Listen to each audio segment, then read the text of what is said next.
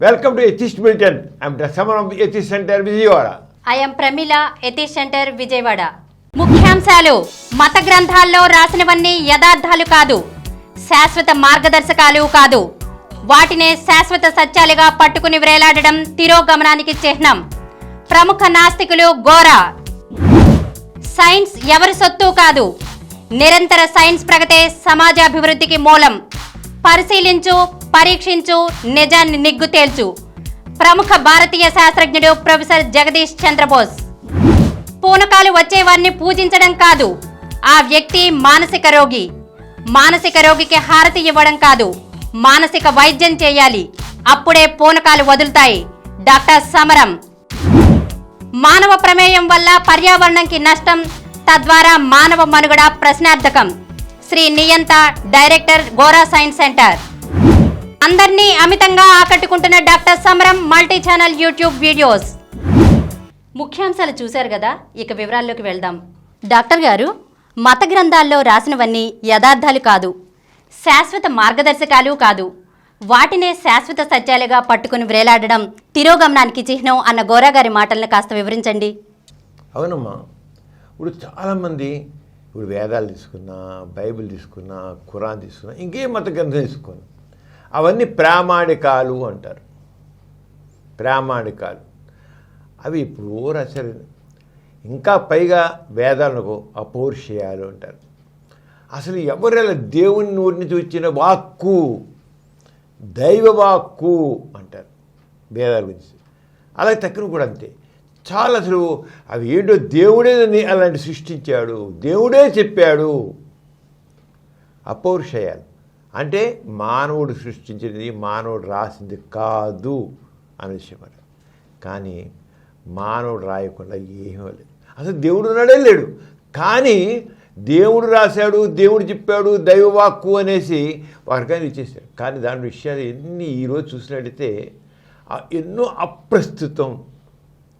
అసలు అలాంటి విషయాలు ఇప్పుడు మనం నిజంగా దాంట్లో చెప్పినవన్నీ మనం ఆచరించేట్లయితే అసలు మనిషి బ్రతుకు నాశనం అవుతుంది, చాలా దుర్భరంగా ఉంటుంది. అంచేత ఈ ప్రామాణికం అంటారు. ప్రామాణికంగా అపౌరుషాలు అంటే దేవుని వాక్కులు, తర్వాత మత గ్రంథాలు, ఆప్తవాక్యము, ఇవన్నీ కూడా ప్రామాణికాలు అంటారు. ఆచారాలు, సాంప్రదాయాలు అన్నీ ప్రామాణికంలో.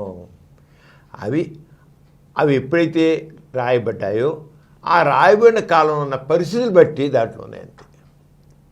అప్పుడు పరిస్థితుల ప్రకారం, అప్పుడున్న అవసరాల ప్రకారం, అప్పుడున్న నీతి నియమాల ప్రకారం మారిపోతుంటాయి. ఒకటేలా ఉండవు.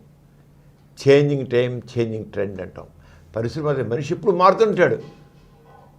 అనాది కాలంలో మనిషి బట్టలు లేకుండా తిరిగాడు, పశువులాగా తిరిగాడు. మరి అప్పుడు వాడు మనిషే అలా పెరుగుతూ వచ్చాడు.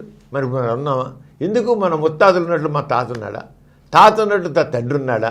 తండ్రి ఉన్నట్లు మనం ఉన్నామా? మనోట్లు మన పిల్లలు ఉన్నారా? మన పిల్లలు ఉన్నట్లు మన మనవాళ్ళు ఉన్నారా? లేరే. మారిపోతుంటాయి. చేంజింగ్ టైమ్స్, చేంజింగ్ ట్రెండ్స్గా ఒక తరం నుంచి తరానికి అనేక మనిషి నిరంతరం ఆలోచిస్తుంటాడు. కొత్త ఆలోచనతో కొత్త విధానాలు పొంది పెడుతుంటాడు. అప్పుడు ఆ పరిస్థితి ప్రకారంగా, అప్పుడు సామాజిక పరిస్థితి ప్రకారంగా, అప్పుడు జీవన విధానం ప్రకారంగా, అప్పుడు జీవన వైవిధ్యం బట్టి ప్రకారంగా వాళ్ళు రకరకాల నీతులు, నియమాలు ఏర్పరచుకుంటాడు. ఎప్పుడో ముత్తాతల నాటి అప్పుడున్న పరిస్థితుల్లో ముత్తాతల నాటి చెప్పిన విషయాల్ని ఇప్పుడు కూడా పాటించమంటే, ఇప్పుడు ఎలా ఉండమంటే అదే కరెక్ట్ అంటే దట్ నాట్ కరెక్ట్. కానీ ఈ ప్రామాణికాలు, దైవవాక్కులు అని చెప్పేసేసి అది చేయడం గోరా గ్రంథి అదే చెప్పేది. మీరు అప్పుడున్న పరిస్థితి ప్రకారంగా, మీరు ఇప్పుడు ఏ కాలంలో జీవిస్తున్నారో ఆ కాలంలో పరిస్థితి ప్రకారంగా అలా ఉండాలి మన జీవన విధానం, మన ఆలోచనలు, మన పద్ధతులు. ఎప్పుడూ మనిషి నిరంతరం ఎదుగుతూ ఉంటాడు, మారుతుంటాడు, తను అడాప్ట్ చేసుకుంటూ ఉంటాడు. అలా కాకుండా మత గ్రంథాల్లో రాసినాయి కనుక, దైవవాక్కు అలా ఉంది కనుక అలా జీవితం కుదురుతాయి కుదరదు. అందుకనే గోరా గారు పాజిటివ్ ఎథీజ్ అని చెప్పిన నిరంతరం మనం ఏది శాశ్వతం కాదు.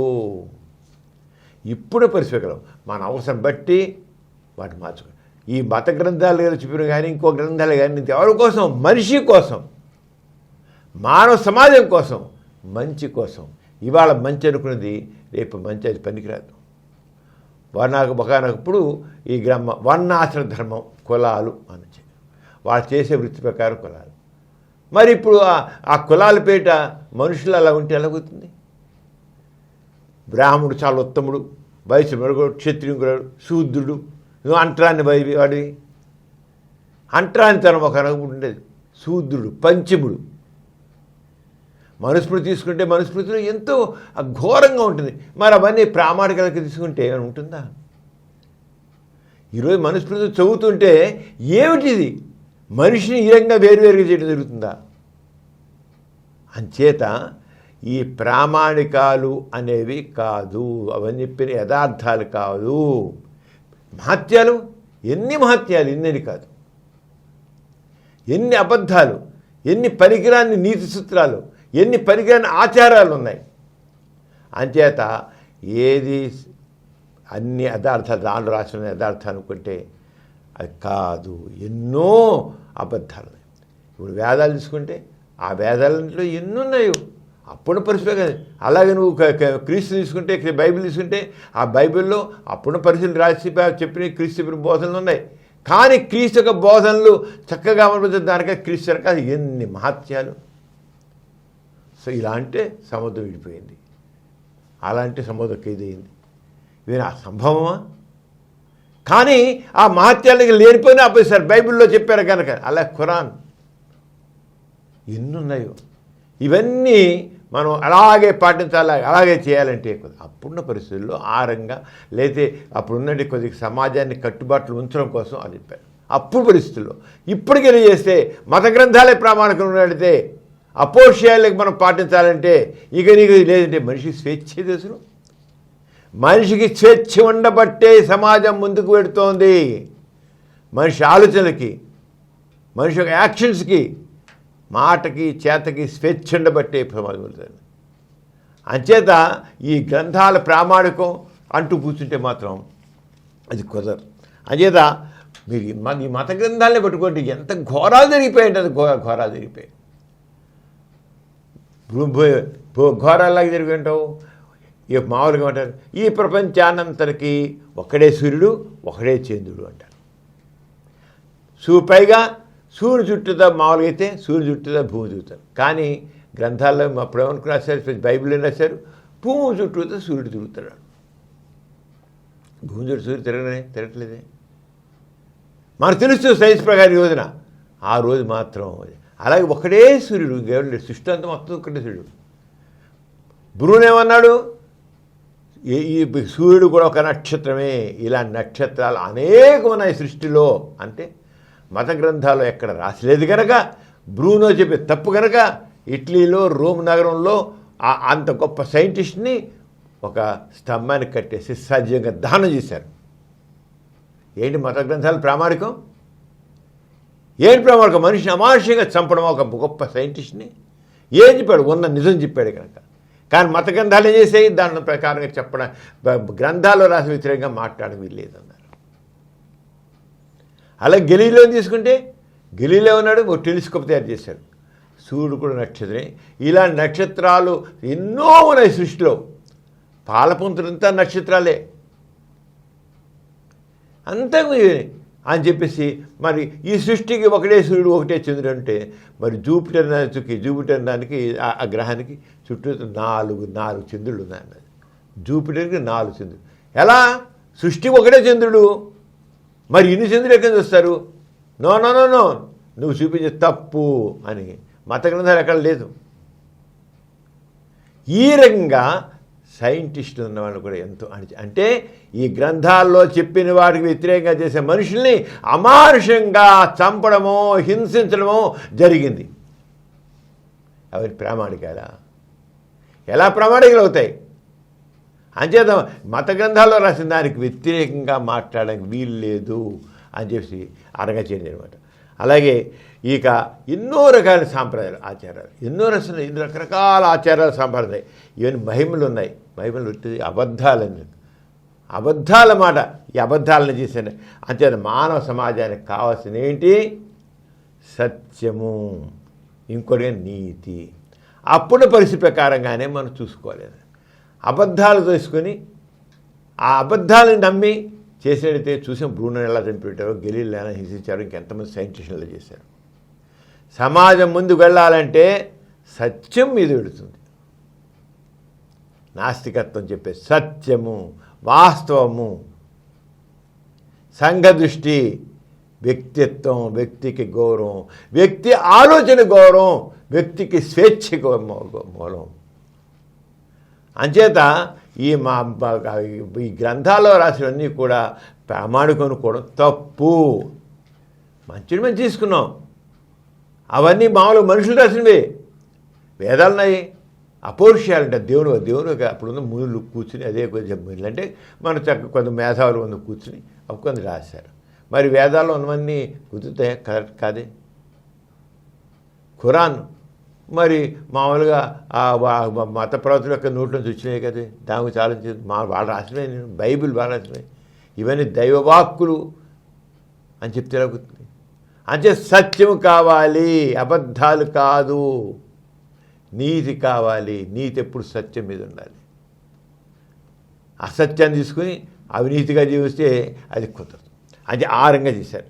అంచేత ఎప్పుడు కూడా కొత్త పద్ధతులు, కొత్త ఆలోచనలు, కొత్త సంప్రదాయాలు కొత్త రావాలి మన జీవిత విధానం.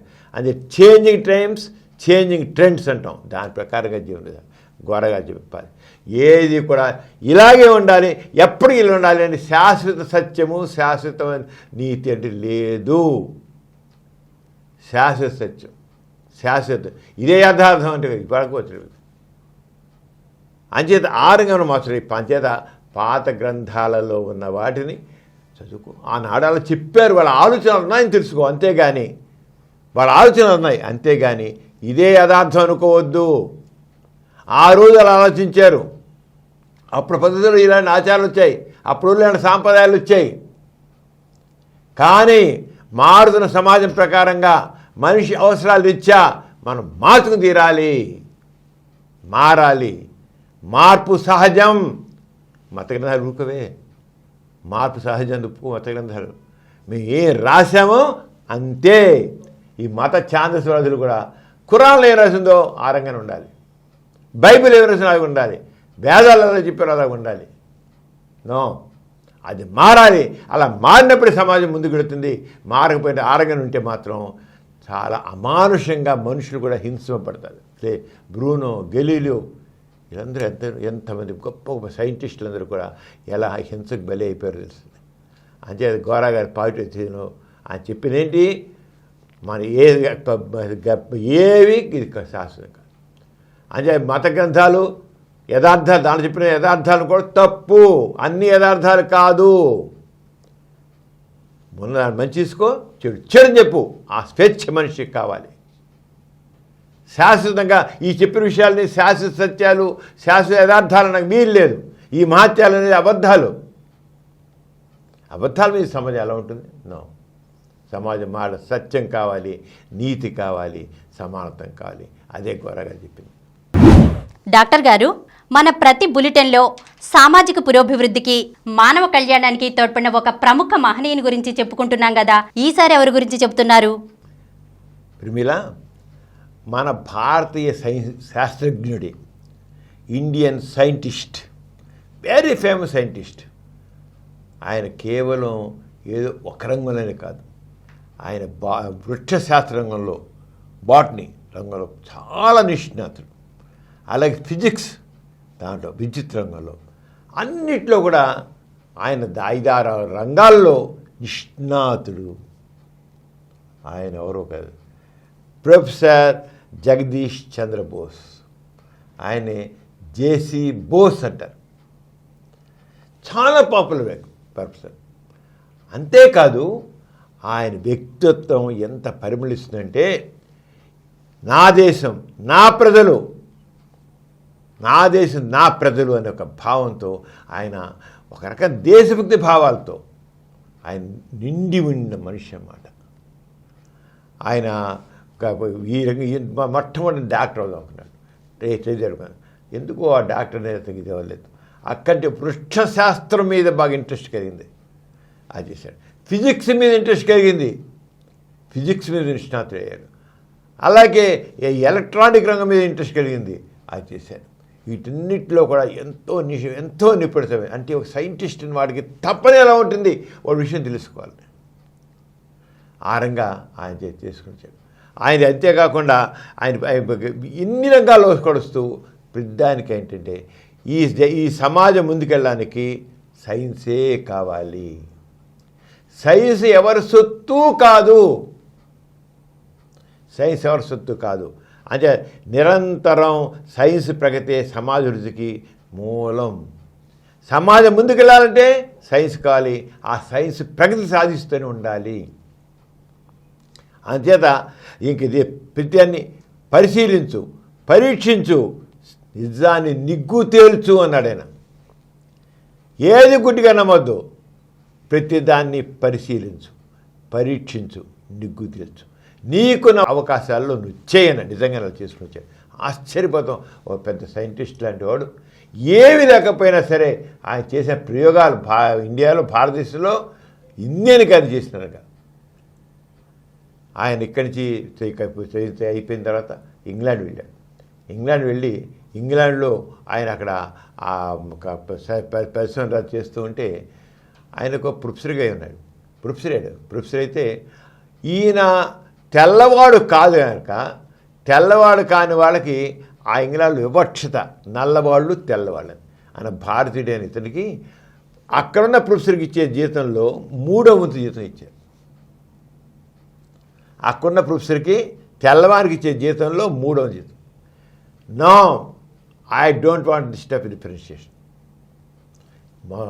ఇంగ్లాండ్ వాడైతే ఏంటి, ఇండియా వాడైతే ఏంటి, అందరూ ఒకటే.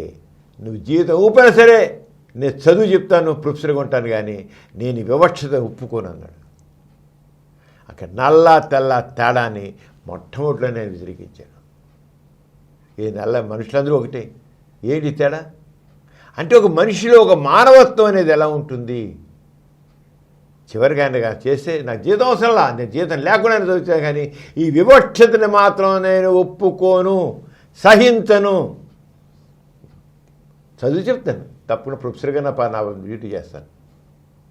అంటే ఆ మనిషిలో ఆ మానవత్వం, మనుషుల మధ్య ఉండాల్సిన ఆ గౌరవం ఎలా ఆయనకున్న పట్టుదల. అలాగే ఆయన మనం మామూలుగా చేసినట్టే ఈ వైరస్ ఇచ్చిన మార్కోని గురించి మనం చెప్పుకుంటాం. మార్కోని వైరస్ కనిపెట్టాడు చెబుతాం. కానీ చెప్పాలంటే మార్కోని కంటే ముందు టెలిగ్రాఫ్ మెసేజ్ సంబంధించింది, వైర్లెస్ టెలిగ్రాఫ్ సంబంధించింది జగదీష్ చంద్ర బోస్ చేశాడు 1 year ముందు. కానీ ఆయన చేస్తాడు, మార్కోని కూడా చేస్తున్నాడు. అయినప్పటికీ ఆయన కనిపెట్టి ప్రజెంట్ చేసి కూడా నేను పేటెంట్ చేయను అన్నాడు. మామూలుగా ఎవరైనా చేస్తే పేటెంట్ చేస్తారు. పేటెంట్ ఇంకెవడో దాన్ని చేయడం వీల్లేదు, ఆయనలాగా అలా చేయడం వీల్లేదు. తను ఏం చేసాడో అదే తనదే, ఇంకోటి చేయడం వీల్లేదు. ఈయనేమన్నాడు, సైన్స్ ఎవరి సొత్తు కాదు. సైన్స్ నిరంతరం ప్రవహిస్తుంది, ఒకదానికి 4 యాడ్ చేసుకోవచ్చు. అంతేగా నేను చేసాం కనుక ఇది ఇంతే, ఇది ఇలాగే ఉండాలి, ఇది నా సొత్తు అంటే అంచేత సైన్స్ ఎవరి సొత్తు కాదని చెప్పి నేను పేటెంట్ చేయని పోమన్నాడు. ఎప్పుడు పేటెంట్ చేయని అంటాడు, మార్కోని ఏం చేశాడు, ఈ వైరస్ సంబంధం చేసి ఆయన పేటెంట్ పెట్టాడు. నోబెల్ ప్రైజ్ కూడా వచ్చింది. అంటే ఒక సైన్స్ ప్రగతి కోసం మనిషి ఏ రంగా తప్పించిపోతాడో, ఏ రకంగా దాన్ని ఏమాత్రం ఒక వ్యక్తి దాన్ని సొంతం చేసిన వీలు లేదు. ఒక వ్యక్తి కనిపెడితే అది సమాజపరం కావాలి, సమాజం కోసం కావాలి, ఆ వ్యక్తి కోసం కాదు. ఎంత విశాలమైన దృక్పథం, ఎంత మానవత దృక్పథం వస్తుంది. నేను కనిపెట్టాను కనుక ఇది ఇలాగే ఉండాలి, ఇంక దీన్ని ఎవడు మార్చడానికి లేదు, దీన్ని ఎవడు ఉపయోగించడానికి లేదు, దీనికి మార్పు చేయడానికి లేదు, దీన్ని ఇలా పేటెంట్ చేశాను, ఇంతే, దీన్ని ఎవడేం చేయడానికి లేదు, ముట్టుకోవడానికి లేదంటే అంటే ఎంత గ్రేట్నెస్ చూడచ్చు. అది ఆ రంగా ఎలక్ట్రానిక్ రంగంలో ఏం చేశాడు, అలాగే ఆయన ఇంకా జంతువుల మీద రకరకాల ప్రయోగించారు. చెట్లు వృక్ష జాతుల మీద ఎంతో చేశాడు. అసలు మన ఇండియాలో ఆ రోజుల్లో ఏమీ ఫిషెస్ సంబంధించిన అవకాశాలు లేవు. కానీ ఈ చెట్లు ఏంటి చెట్లు ఇలా ఎదుగుతున్నాయి ఏంటి, ఎలా ఎదుగుతాయి? కొన్ని చెట్లేమో చిన్నగా ఎదుగుతున్నాయి, కొన్ని చెట్లు వంకర ఎదుగుతున్నాయి. ఎందుకు వంకర ఎదుగుతున్నాయి ఏమిటి అని ఆయన అప్పుడు చెప్పాడు. చెట్లు మనిషికి ఎలా అయితే ఒక ఏదైనా దెబ్బ తగిలితే నిప్పి పుడుతుందో అలాగే వృక్షాలకు కూడా నరుకుతుంటే దాని కూడా నిప్పిలాంటి పరిస్థితి ఏర్పడుతుంది అన్నాడు. అలాగే ఒక మనిషికి ఒక విషయం ఇస్తే ఎలాగైతే మనిషి చనిపోతాడో ఆరోగ్య వృక్షాన్ని కూడా చెట్టుకి విషయం ఎక్కిస్తే చెట్టు కూడా చచ్చి కూర్చుంటుంది. అంటే ఒక మెటబాలిక్ యాక్టివిటీ ఆ శరీరంలో మన శరీరం అంతా మన మనిషి శరీరం అంతా కణాలతో ఏర్పడింది.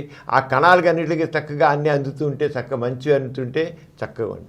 ఎప్పుడైతే కణాలు విషప్రాయం అయిపోతే కణాలు చచ్చిపోతాయి, మనిషి చచ్చిపోతాయి. వృక్షాలు కూడా వాటిల్లో ఒక చైతన్యం ఉంటుంది కనుక అవి చక్కగా పనిచేసే ఆ సెల్స్కి ఏ రకమైన పాయిజనస్ మెటీరియల్ రాకపోతే అవి కూడా ఎదుగుతాయి. అంటే వాటిలో కూడా ఆ ఎదుగుదలలో తేడా ఉంటుంది అని చెప్పి చూసి వృక్షాలకి ఆయన ఎదుగుతున్న చెట్లకి విషం ఎక్కించి అవి ఎలా చచ్చిపోయి మనిషి ఎంతో వృక్షాలు కూడా అవుతాయి. జీవం అనేది ఒకలా ఉంటుంది.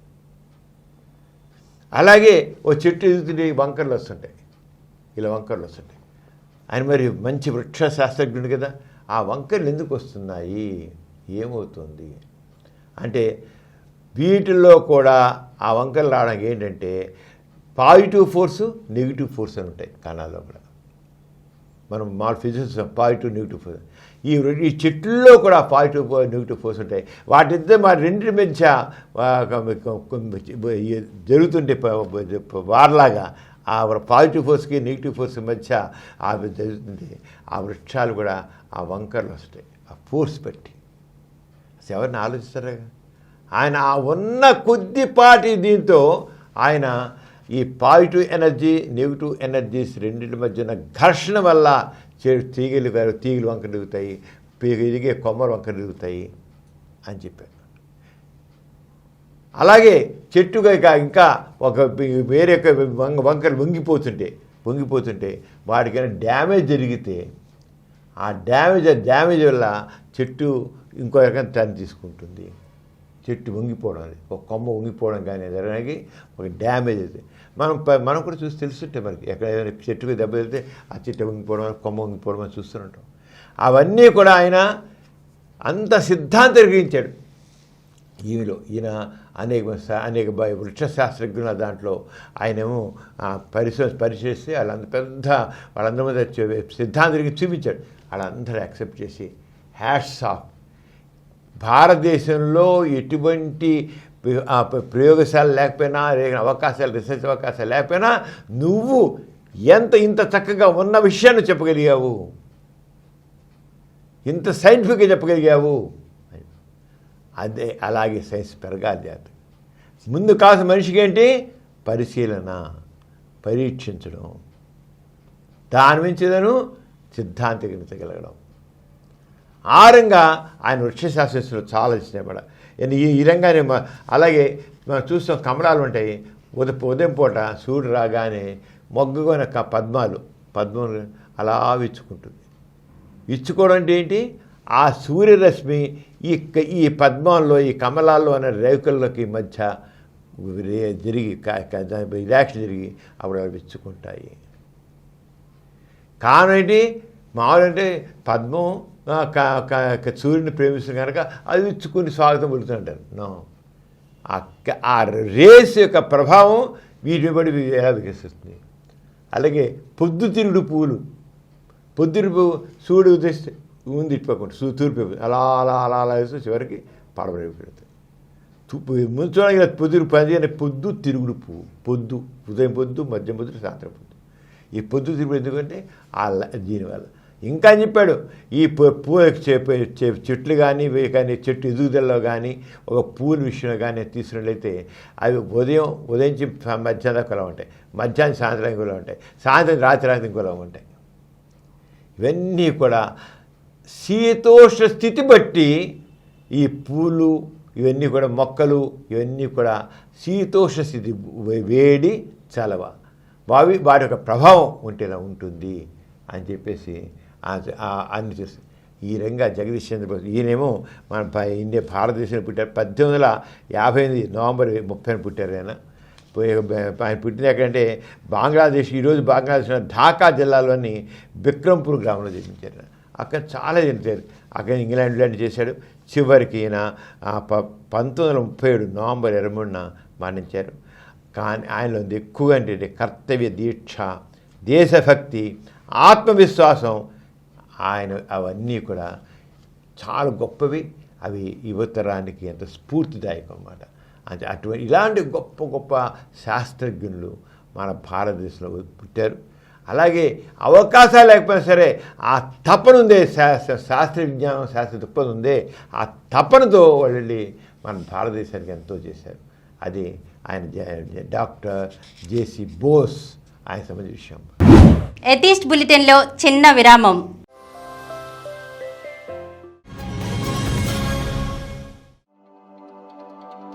పాజిటివ్ ఎథియిజం తెలుగు ఛానల్ ప్రేక్షకులకు స్వాగతం. భారతదేశంలోనే మొట్టమొదటి నాస్తిక కేంద్రాన్ని స్థాపించి నాస్తికత్వాన్ని ఒక చక్కని నిర్మాణాత్మక జీవిత విధానంగా రూపొందించిన గొప్ప వ్యక్తి గోరా. గోరా కులమతాలకు అతీతుడు కనుక తన పూర్తి పేరులో హిందుత్వ ప్రభావం ఉందని తాను కూడా నూతన సంక్షిప్త నామానికే ఎక్కువగా ఇష్టపడేవారు. గోరా కాలేజీలో ప్రవేశించిన వెంటనే సహాయ నిరాకరణోద్యమం ప్రారంభమైంది. అప్పటికే జాతీయ భావాలు ఆయనలో చొరబడ్డాయి. తోటి ఉపాధ్యాయ వర్గంలో మంచి మిత్రుడు అని, విద్యార్థుల్లో సమర్థుడైన ఉపాధ్యాయుడు అని పేరు పొందారు. కాకినాడ కాలేజీలో విద్యార్థిగా ఉన్నప్పుడు గోరా గారిని ఎక్కువగా ప్రభావితం చేసిన వారు జీవశాస్త్ర ఆచార్యులు శ్రీ ఆర్వి శేషయ్య గారు. గోరా మధురలో ఒక విచిత్రమైన పని చేశారు. తన విషయమైన జీవశాస్త్రంలో సెలక్షన్ పరీక్ష రాసిన అందరినీ పాస్ చేశారు. అంటే అందరికీ పబ్లిక్ పరీక్షలో కూర్చునే అర్హత కల్పించారు. అధ్యాపకునిగా, తత్వవేత్తగా, సంఘ సంస్కర్తగా, విప్లవకారునిగా ఆయనకు ఆయనే సాటి.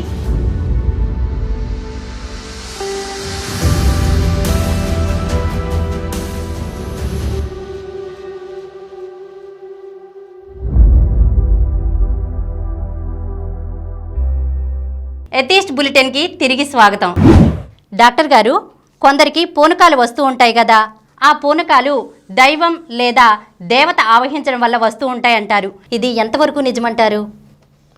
అసలు దేవుడు లేడు, దెయ్యం లేదు, ఏ రకం అతి శక్తి లేదు.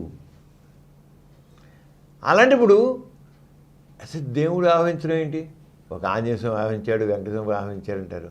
అసలు లేనిప్పుడు ఆవహించడం ఏంటి? ఎక్కడ ఏమన్నా? అలాగే దేవత ఆవహించలేదు, చనిపోయిన ఆవహించారు, గాలి ఆవహించింది అంటుంటారు. చనిపోయిన వాళ్ళు ఒంట్లోకి వచ్చారంటారు, ఒంటి మీదకి వచ్చారు, ఒంట్లోకి వచ్చారంటారు. అవన్నీ బట్టిది. ఇప్పుడు కొంతమంది వెళ్ళొచ్చిన పూనకాలు వాళ్ళు ఊసిపోతున్నారు. ఏదో కనకదుర్గమ్మ తల్లి మీదకి వచ్చింది, లేదా కామేశ్వరం మీదకి వచ్చింది, ఒంటి మీదకి వచ్చింది అంటారు. అలాగే లేదు వెంకటేశ్వరం ఒంట్లో మీదకి వచ్చారు. వాళ్ళు చాలా విలక్షణంగా ప్రవర్తిస్తారన్నమాట. ఆ ప్రవర్తిస్తుంటే ఆ టైంలో కొంత అమ్మ తల్లి శాంతించు శాంతించు అని చెప్పి హారతిస్తుంటారు, కొబ్బరికాయలు కుడుతుంటారు, నైవేద్యాలు పెడుతుంటారు, అన్నీ చేస్తుంటారు. అంటూ మరీ మరీ మరీ వీళ్ళు ఎంత చేస్తుంటారు సార్. వీటిని పూనకాలు అన్నారు. ఈ వైద్య భాషలో పొజిషన్ డిజార్డర్ లేదా ట్రాన్స్ అంటారు, పొజిషన్ హిస్టీరియా అంటారు అన్నమాట. ఇవన్నీ ఏంటంటే ఒక మానసిక జబ్బు. పూర్వకాలంలో వచ్చిన వాళ్ళని పూజలు చేస్తారు, ఏదో దేవుడు వహించాడని చెప్పి దేవత వహించాడు. పూర్వకాలం వచ్చిన వాళ్ళకి హారతులు ఇవ్వడం కాదు, లేకపోతే పూజించడం కాదు, వాళ్ళని తీసుకెళ్ళి మెంటల్ డాక్టర్ చూపించాలి. ఇది పిచ్చోళ్ళు. మెంటల్ డిజార్డర్ వస్తే పిచ్చనిగా ఉంటారు, పిచ్చి. అయితే పూనకాల్లో 2 రకాలు ఉంటాయి. ఒకటి నటన. కొంతమందికి ఎవరి మీద కొద్ది కోపం ఉంటుంది, వాడి చేత సేవ చేయించుకోవాలనుకుంటారు. ఒక అత్తగారు ఉన్నారు, కోడలు చేసి సేవ చేయించుకుంది, మామూలుగా అయితే చేయలేదు. అంచేత పూనకు వచ్చి చేస్తుంటే అప్పుడు కోడలు గారు వచ్చి ఆమెకు అన్ని రకాల సపరిచలు చేస్తారు. వీళ్ళకి నమ్మకం, జనాల్లో నమ్మకం ఉంటుంది కదా, పూనుతారు, దేవతలు వస్తారు మీదకి, వాళ్ళు చేస్తారు అంటే నమ్మకాలు ఉంటాయి కదా.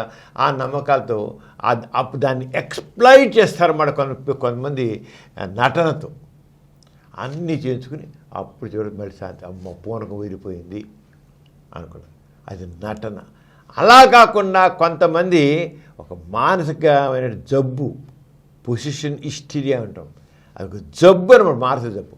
ఒక రకమైన యాంగ్జైటీ ఉన్నా, మానసిక సంఘర్షణ ఉన్నా వాళ్ళు ఒక మనిషి మరో మనిషిగా మారుతారు. మరో మనిషిగా మారుతారంటే ఎవరో మనిషిని చేరతారని కాదు, ఆ మనస్సు ఆ రంగా వాళ్ళ చేత చేయిస్తుంది. Hysteria of conversion, hysteria of dissociation అంటాం. మనిషి మరో మనిషికి వాళ్ళ మనసులో ఉంటాయి. అయితే ఎవరైతే ఇలా అవుతారో వాళ్ళకు కూడా కొన్ని నమ్మకాలు ఉంటాయి. మన మీద దేవత ఆవహించవచ్చు, దేవత వస్తుంది, గాలి వస్తుంది, దేవత వస్తుంది, దేవుడు వస్తాడు అని ఒక రకమైన నమ్మకాలు ఉండగల్లా ఆ రంగం ఉన్న వాళ్ళు ఏదైనా మానసిక సంఘర్షణలు లోనైప్పుడు వస్తారు. వాళ్ళు సడన్గా ఇప్పుడు మానసిక సంఘర్షణ ఎక్కువైపోతుంది, అవుట్ ఆఫ్ కంట్రోల్ అయిపోతారు. వాళ్ళు ఏం చేస్తారో వాళ్ళకి తెలియదు, ఇంకా వెళ్ళిపోతుంది. కొంతమంది కోపం వస్తారు, కోపం పిచ్చి పిచ్చిగా మాట్లాడేస్తారు, పిచ్చి గంతులు వేస్తారు, రంకెలేస్తారు. ఇంక వాళ్ళు కంట్రోల్ చేసుకోలేరు. మరి మామూలుగా అయితే ప్రతి మనిషి తనకు వచ్చిన ఎమోషన్స్ని వాటిని కంట్రోల్ చేసుకుంటాడు. ఎప్పుడైతే అవుట్ ఆఫ్ కంట్రోల్ అయిపోతాడో, ఎక్సైట్మెంట్ దానికి ఎక్కువ వస్తుందో వాడు మరోలా మారిపోతాడు. రాక్షసుడి మానవుడు కూడా రాక్షసుడు అయిపోతాడు, దానవుడు అయిపోతాడు. ఎందుకు మారిపోయాడు? ఎంతో మంచివాడు కూడా ఒక్కోసారి వాడు పిచ్చి కోపంతో వాడు మనుషులు చంపేస్తాడు. కోపం వచ్చి అరిచి రంకిలేసి చేసి గంతులేసి చివరికి చంపే స్థితికి వెళ్తాడు. ఎందుకయ్యాడు? ఆ మనసు కంట్రోల్ ఇప్పుడు తప్పుతుందో. అలాగే ఈ పొజిషన్ స్టేట్ అంటే పూనకాలు కూడా, ఈ ట్రాన్స్ అనేవి కూడా అదేవిధంగా మనసు ఆడించే నాటకం. మనసు దిక్కే తప్పుడు తోవా. పూనకాలు అనేవి నటన అవుతుంది, లేకపోతే మనసు తొక్కే తప్పుతోవా. ఎక్సైట్మెంట్ మోడ్ దాంట్లో అలా. దీంతో ఏం చేసండి, ఇంక కొంతసేపు ఎంతసేపు ఉండి ఎక్సైట్మెంట్, ఇప్పుడు కోపం వచ్చినకు ఎంతసేపు ఉంటుంది, దాని తగ్గిపోతుంది. 10 నిమిషాలు అంటే పావుగంట, అరగంట ఉంటుంది, మళ్ళీ కూల్ అవుతారు. ఈ పూనకాలు కూడా ఎవరికైతే ఈ పొజిషన్ హిస్టీరియా ఉందో, లేదా పొజిషన్ డిజార్డర్ ఉందో, దీనివల్ల నిదానం కొంచెం తగ్గిపోతుంది. అంత మాత్రం ఇంతేనా అంటే కాదు, దీనికి ఏం లేదు. ఆ మైండ్ ఎప్పుడైతే ఎక్సైట్మెంట్కి వెళ్ళిపోయి కంట్రోల్ తప్పి అదుపు తప్పి ఆ మనిషి ఇష్టం చేసి ఒక దేవత పోతారు, దెయ్యం పోతారు, మనసు ఉండబట్టి ఆరంగా బిహేవ్ చేస్తారు, వాళ్ళలాగా మాట్లాడతారు. అసలు వాళ్ళకే తెలియదు. హిస్టీరియా ఆఫ్ డిసోసియేషన్లో అసలు వాళ్ళు ఇలాంటి వాళ్ళు మాట్లాడితే వాళ్ళకే తెలియదు. అంతే, వాళ్ళు మరో మనిషిగా మారుతారు. అలాంటి టైంలో కూడా ఏమీ లేదు, వాళ్ళ ఎక్సైట్మెంట్ మూడ్ని, ఆవేదన, వాళ్ళ చిన్న ఆందోళన మనస్తత్వాన్ని, ఆ యాంగ్జైటీని, టెన్షన్ తగ్గిందని సింపుల్గా మామూలుగా బాగా పూనకొస్తుంటే ఒక డైజెపామ్ ఇంజెక్షన్, మన వాళ్ళు కాంపోజ్ అంటారు, జస్ట్ అలా నరాంగి ఇచ్చి 6 నిమిషంలో కూలైపోతారు. మరి అంత దేవుడైతే దేవత అయితే ఆవహిస్తే కేవలం మానవ మాత్రం ఇచ్చిన చిన్నపాటి కాంపోజ్ ఇంజెక్షన్ నరాంగి కూలైపోవడమే, ఇంకేందో వాడు. అంటే ఈ ఇంజెక్షన్స్ వల్ల, దానివల్ల ఆ మైండ్ కూల్ అవుతుంది, వెంటనే తగ్గిపోతుంది. మరి పూనకాయలు అవుతుంది, పూనకండి దేవుడు వెళ్ళకూడదు, అక్కడ ఉండాలి, దేవత వెళ్ళకూడదు, అక్కడ ఉండాలి. కానీ ఆ మైండ్ని కంట్రోల్ చేయడానికి మామూలుగా కంట్రోల్ చేసే టైం పడుతుంది కనుక అంతరికి పోయి ఎంత పూనకలాగా ఊసిలాట ఆలోచన చేస్తారు. అంచేత దేవతలు ఆవహించడాలు, దేవుళ్ళు ఆవహించడాలు, చనిపోయిన వాళ్ళ మీదకి రావడాలు, లేకపోతే ఇంకోటి రావడం, ఇవన్నీ పొట్టిది. రెండు వస్తే మన నటన, లేకపోతే ఆ మనసు ఆడే నాటకం. మనసు అలా ఆడిస్తుంది వాళ్ళ నేత. అంచేది ఎక్కడ ఇలాంటి పూనకాలు అనేది ఒట్టిది. అంచేది దెయ్యాలు కొంతమంది 2 రకాలు ఉంటాయి. దెయ్యం వచ్చి పెట్టినట్టు మనసు దెయ్యాలు ఉండి అలా ఆడగా వేస్తారు వాళ్ళు. దెయ్యాల మీద నమ్మకండి, దెయ్యంలా మారిపోయి మనిషిని బాధ పెట్టి చాలా హింస పెడుతుంటారు దెయ్యాలు ఎప్పుడు 2 వాళ్ళు హింసిస్తారు. గందరగోళం పిచ్చి కడతాడు. కసి ఉంటుంది వీళ్ళకి. ఆ కసిని తీసుకుంటారు దెయ్యంలాగా గారి. ఆ టైంలో వీళ్ళు కుడుతున్నా సరే భరిస్తారు. అంటే ఆ మనసు అంత ఇదైపోతాం. కానీ ఎప్పుడైతే వాళ్ళు అదే పూనకనుకో ఆదరిస్తున్నారు చేస్తుంటే ఆహాహా అని వీళ్ళు మనసు మాత్రం సంతోషిస్తుంటుంది. వాళ్ళకి కాసిన ఒక సంతోషం, మనసుకి కాసిన ఒక సంతోషం, ఒక తృప్తి, అది హాయి కలిగిస్తాం వాళ్ళ. అంచేత ఈ పూనకాలు అనేవి రెండే నాటకాలు, లేదా అదొక జబ్బు. ఏం సరే వాళ్ళు చికిత్స చేయాలి. మానసిక చికిత్స చేస్తే దాంతో వాళ్ళు మార్పు వస్తున్నాయి. అంతేగాని దేవతల ఆశించడాలు, దేవుళ్ళ ఆశించడాలు, గాలి రావడం, చనిపోవడం, ఇంటికి రావడం అన్నీ ఒట్టిది. ఏమాత్రం అంటే నిజం లేదు. అంచేత ఎప్పుడైనా ఎవరైనా పూనుతుంటే హారతలు కూడా కాదు, తీసుకెళ్ళి డాక్టర్ ఇచ్చారు. ఈ నెల 5వ తేదీన ప్రపంచ పర్యావరణ దినోత్సవం సందర్భంగా గోరా సైన్స్ సెంటర్ ఆధ్వర్యంలో జరిగిన సభా విశేషాలను ఇప్పుడు చూద్దాం. తెలిసిందే, మన నేచర్, ప్రకృతి అంటాం. అంటే చెట్లు, చేమలు, జంతుజాలాలు, దాని తర్వాత పక్షులు, దాంతో జలచరాలు, ఇంకా క్రిమికీటకాలు, ఎన్నో సూక్ష్మాతి సూక్ష్మ మైక్రోబ్స్, ఇవన్నీ కలిపి జీవులు నివసించేది మన భూమి మీద ఉన్న పొర జీవావరణం అంటాం. దీనే బయోడైవర్సిటీ అంటాం.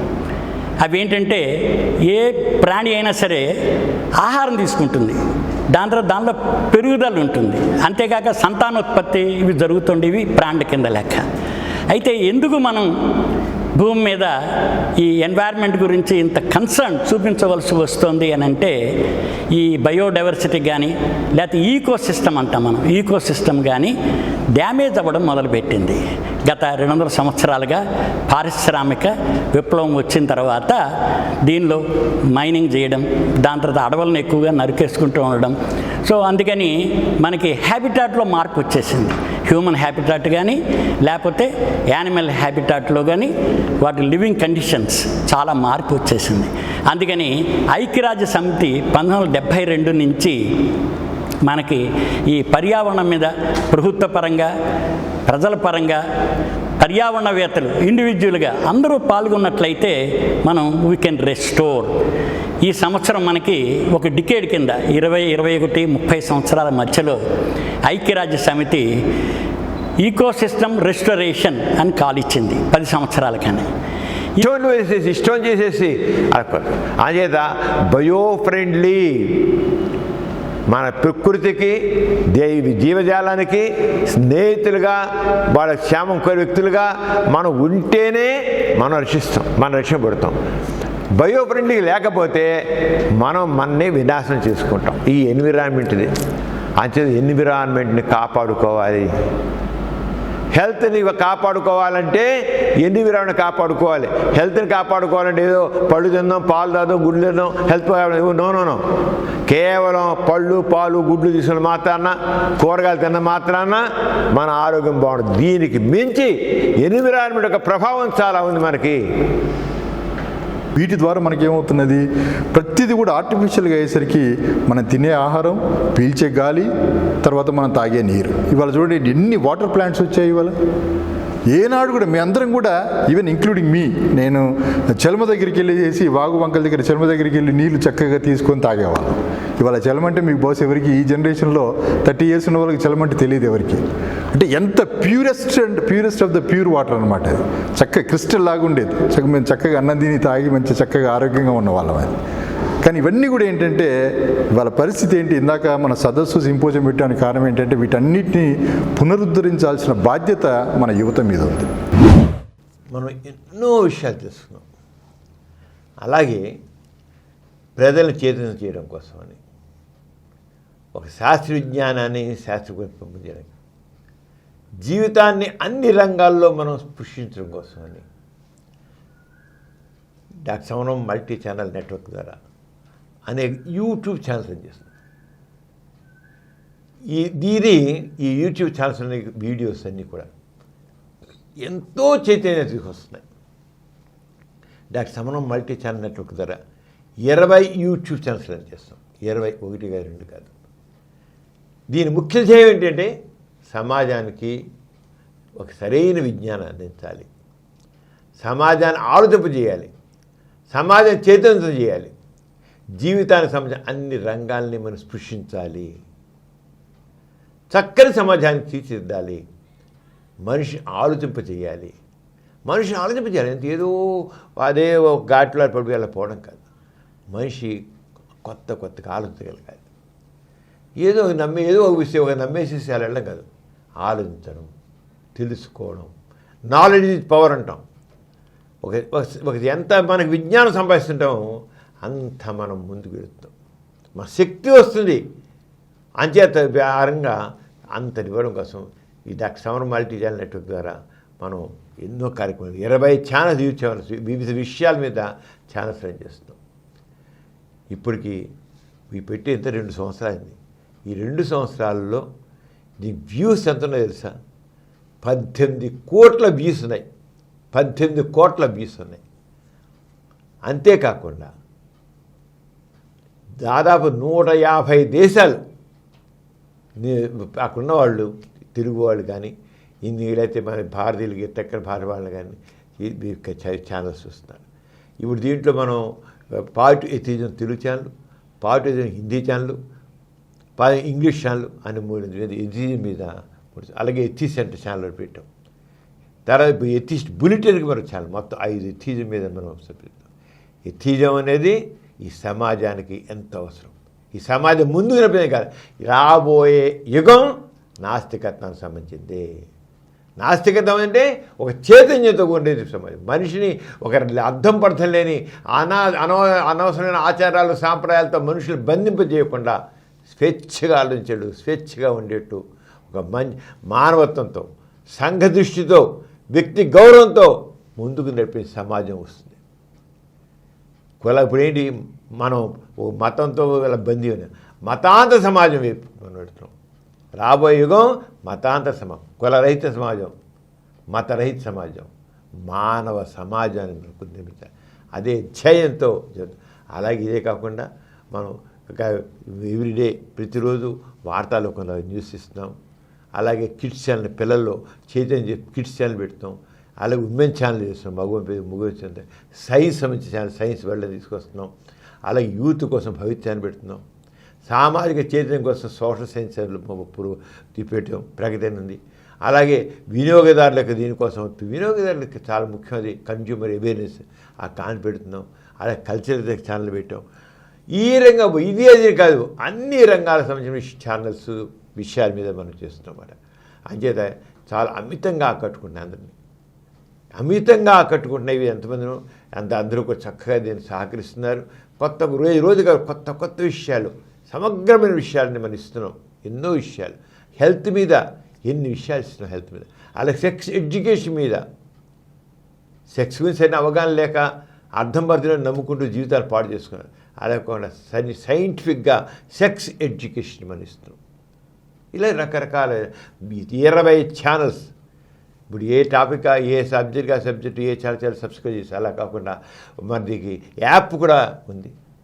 ఆ యాప్ని గూగుల్ ప్లే స్టోర్లోకి వెళ్ళి డౌన్లోడ్ చేసుకోవచ్చు. డాక్టర్ సమరం మల్టీ ఛానల్ నెట్వర్క్ అని ప్రెస్ చేస్తే ఆ రంగా ఈ యాప్కు డౌన్లోడ్ అవుతుంది. మొత్తం అన్నీ కూడా మన నుంచి గుప్పిట్లో ఉంటాయి. మన మొబైల్ ఎక్కడున్నా ఎప్పుడైనా ఏ సమయంలో సరే, ఏ ఊళ్ళో ఉన్నా, ఎక్కడున్నా, ఏ స్థలంలో ఉన్నా సరే ఆ యాప్ డౌన్లోడ్ చేసుకున్నట్లయితే, దాన్ని జస్ట్ క్లిక్ చేసినట్లయితే మనకి ఆ విషయం మొత్తం ఛానల్స్ దిగిపోతాయి. 20 ఛానల్స్ దేనికైనా కూడా చేసుకోవచ్చు. ఇన్ని ఛానల్ కాదు, దేనికైనా చేసుకోవచ్చు. ఆ రంగా ఎందరినో అమితంగా ఆకట్టుకుంటున్నట్టు డాక్టర్ సమరం మల్టీ ఛానల్ నెట్వర్క్కి అందరూ కూడా యాప్ డౌన్లోడ్ చేసుకుంటున్నాను. చేసి ఈ విజ్ఞానాన్ని పొందండి. మీ చేసి దాంతో చక్కగా జ్ఞానం కోరుకుంటున్నాను, అరగా చేయాలని కోరుతున్నాను. మరొక ముఖ్యమైన అంశంతో మళ్ళీ నెక్స్ట్ బులెటిన్లో కలుద్దాం. మన ఎందుకంటే ఎథిస్ట్ బులెటిన్ ప్రతి నెల 1వ తారీఖు, 15వ తారీఖు 2 సార్లు వస్తున్నాయి. దీన్ని చక్కగా చూస్తారు, ఎంతోమంది బాగా చూస్తున్నారు, ఎంతో చక్కని విషయాలు తెలుసుకున్నారు. వాళ్ళందరికీ అభినందిస్తూ జై ఇన్సాన్, జై ఇన్సాన్.